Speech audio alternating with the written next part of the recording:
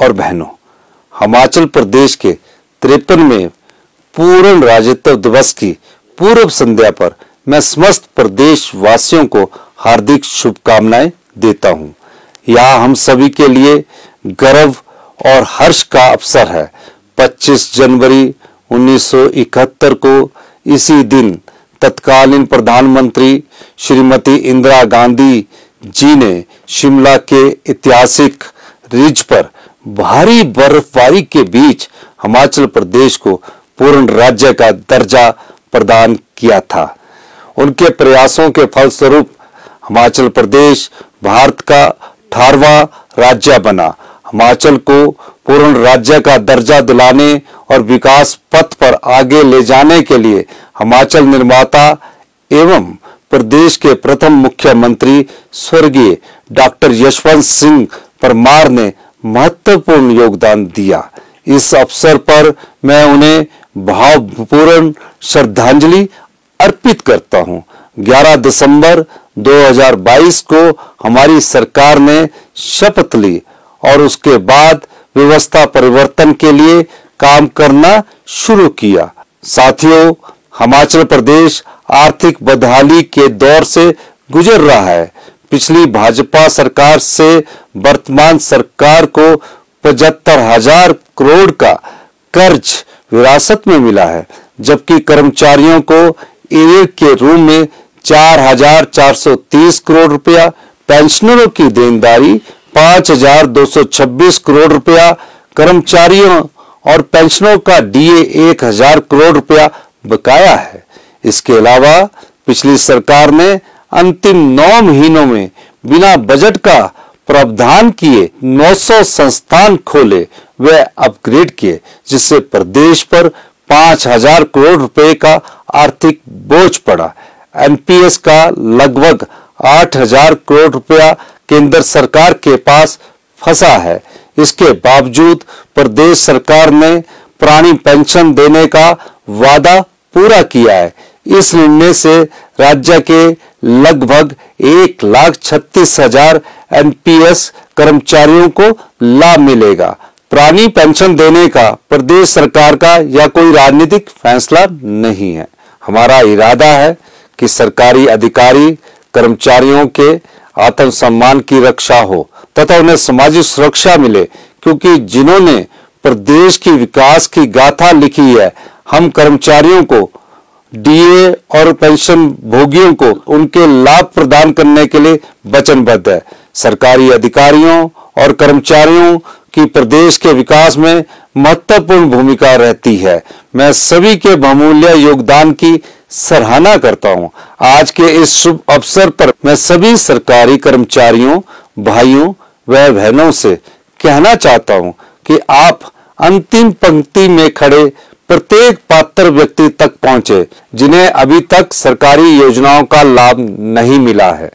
मैंने व्यक्तिगत जीवन में संघर्ष देखा है, इसलिए आम आदमी की समस्याओं से भली भांति परिचित हूं। उनकी समस्याओं को सुलझाने के लिए सरकार धरातल पर काम करेगी।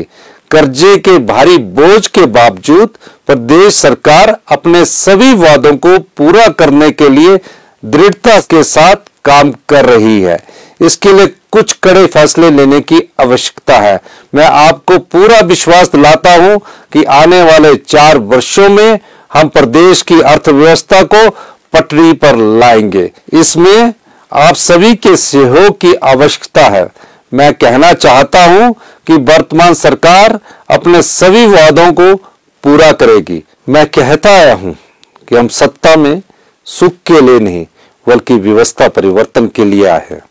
व्यवस्था परिवर्तन रातों रात नहीं हो सकता। भ्रष्टाचार के प्रति वर्तमान सरकार की जीरो टॉलरेंस की नीति है। सत्ता संभालते ही हमने भ्रष्टाचार के खात्मे के लिए कदम उठाने आरंभ कर दिए हैं। परीक्षाओं के प्रश्न पत्र लीक होने के मामले में हिमाचल प्रदेश कर्मचारी चयन आयोग हमीरपुर का कामकाज निलंबित किया जा चुका है और हम योग्यता के आधार पर ही निष्पक्ष और पारदर्शी तरीके से चयन किया जाएगा। वर्तमान सरकार के गठन को अभी 44 दिन का समय ही हुआ है। हमने अपनी प्रतिबद्धता के अनुरूप कार्य करने का प्रयास किया है। हमने जरूरतमंदों के लिए 101 करोड़ रुपए का मुख्यमंत्री सुख आश्रय सहायता कोष स्थापित किया है। सरकार ने यह कदम करुणा के लिए नहीं बल्कि उनका अधिकार प्रदान करने के लिए उठाया है। मैंने अपना पूरा वेतन और कांग्रेस के सभी विधायकों ने 1-1 लाख रुपया इस कोष में अंशदान किया है। IIT, AIIMS, IIM, IIIT, polytechnic, ITI, BSc nursing जैसे संस्थानों में दाखिला पाने वाले जरूरतमंद बच्चों की शिक्षा का पूरा खर्च सरकार उठाएगी। उन्हें जेब खर्च के रूप में 4,000 रुपया भी मासिक दिया जाएगा।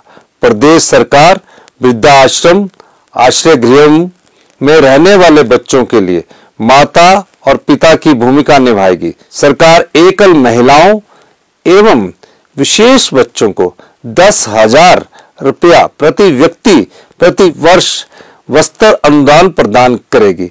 बाल संरक्षण संस्थानों, वृद्ध आश्रमों, नारी सेवा सदनों, शक्ति सदन और विशेष गृहों में रहने वालों को लोहड़ी, मकर संक्रांति, होली, दीपावली और अन्य त्योहार मनाने के लिए प्रति व्यक्ति 500 रुपए का फेस्टिवल अलाउंस भी प्रदान कर रही है। वर्तमान सरकार के छोटे से कार्यकाल में हमने व्यवस्था परिवर्तन की और अनेक कदम उठाए हैं। सरकारी टेंडर अवार्ड करने की समय सीमा को 60 दिन से कम करके 20 दिन कर दिया है। इससे विकास कार्यों में तेजी आएगी और भ्रष्टाचार खत्म करने में मदद मिलेगी। शिक्षा नीति में भी वर्तमान सरकार बड़े बदलाव और व्यवस्था परिवर्तन का प्रयास कर रही है, जिससे गरीब बच्चों को पढ़ने और बढ़ने के समग्र अवसर मिल सके। प्रत्येक विधानसभा क्षेत्र में Rajiv Gandhi model day boarding school चरणबद्ध तरीके से खोले जाएंगे। युवाओं को रोजगार मिले, इसके लिए नई तकनीकी कोर्स जैसे कि robotics, blockchain technology, cyber security, cloud computing, data science, artificial intelligence और machine learning course polytechnic, ITI और इंजीनियरिंग कॉलेज में शुरू किए जाएंगे। सरकार ने इस पर काम करना शुरू कर दिया है। सरकार नई रोजगार नीति भी लाने जा रही है। भाइयों और बहनों, पर्यटन हमारी आर्थिक के मुख्य जरिया है। प्राकृतिक, ग्रामीण, बागवानी, साहसिक तथा धार्मिक पर्यटन पर विशेष ध्यान दिया जाएगा। इससे स्थानीय लोगों को बड़े पैमाने पर रोजगार के अवसर मिलेंगे तथा ग्रामीण स्तर तक पर्यटन को बढ़ावा मिलेगा। युवाओं की भागीदारी बढ़ाने के लिए पर्यटन परियोजनाओं को स्टार्टअप योजना से जोड़ा जाएगा। निजी क्षेत्र में भी हिमाचल प्रदेश के युवाओं को रोजगार मिले, इसके लिए वर्तमान सरकार निवेश को बढ़ावा देने का प्रयास कर रही है। सरकार नई निवेश नीति लाएगी, जिसमें निवेशकों की सुविधा के लिए सरकारी बंधनों को कम किया जाएगा। किसान, पशुपालक व बागवानों की आय में बढ़ोतरी करने की दिशा में भी सरकार प्रयास कर रही है। इसके लिए अधिकारियों को दिशा निर्देश दे दिए गए हैं। हिमाचल प्रदेश को फल राज्य के रूप में जाना जाता है। हमारी सरकार का संकल्प है कि कृषि और बागवानी के महत्व के दृष्टिगत किसानों और बागवानों के फलों की कीमत तय करने से उनकी भागीदारी सुनिश्चित की जाएगी। युवाओं को अपना उद्योग व कारोबार स्थापित करने के लिए बिना ब्याज के ऋण उपलब्ध करवाने के लिए उचित कदम उठाए जाएंगे। हमारी सरकार ने प्रदेश के वातावरण को संरक्षित रखने के लिए जल विद्युत, हाइड्रोजन और सौर ऊर्जा का दोहन करने तथा हिमाचल प्रदेश को वर्ष 2025 तक देश का पहला हरित ऊर्जा राज्य बनाने का लक्ष्य निर्धारित किया है।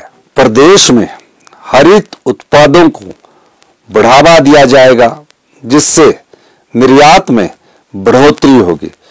सरकार आगामी वित्तीय वर्ष में 500 मेगावाट तक की सौर परियोजनाएं स्थापित करेगी। प्रदेश सरकार ने राज्य में ग्रीन एनर्जी को बढ़ावा देने का निर्णय भी किया है। इसके लिए इलेक्ट्रिक वाहनों को प्रोत्साहन दिया जाएगा। प्रदेश सरकार ने इलेक्ट्रिकल वाहनों को चरणबद्ध तरीके से बढ़ावा देने का निर्णय किया है। प्रिय प्रदेशवासियों, प्रदेश के हेल्थ इंस्टीट्यूशंस में जनता को श्रेष्ठ स्वास्थ्य सुविधाएं उपलब्ध करवाई जाएगी, ताकि लोगों को अपने गंभीर रोगों के उपचार के लिए बाहरी राज्यों या प्राइवेट हॉस्पिटल्स का सहारा लेने की आवश्यकता नहीं रहे। आईजीएमसी, टांडा और हमीरपुर मेडिकल कॉलेज में रोबोटिक सर्जरी की सुविधा दी जाएगी। मेडिकल स्टाफ की भर्ती भी की जाएगी। मैं आशा करता हूं कि हमारी सरकार को आप सभी का सक्रिय तथा रचनात्मक सहयोग प्राप्त होगा, जिससे हमारे सुंदर प्रदेश में उन्नति और विकास का मार्ग प्रशस्त होगा। पूर्ण राज्यत्व के अवसर पर मैं एक बार पुनः आप सभी को शुभकामनाएं देता हूं तथा प्रदेश व आपके उज्जवल भविष्य की कामना करता हूं। मैं एक बार फिर दोहराना चाहता हूं, हम सत्ता के लिए नहीं बल्कि व्यवस्था परिवर्तन के लिए आए हैं, जिसमें आप सभी का सहयोग जरूरी है। जय हिंद, जय हिमाचल।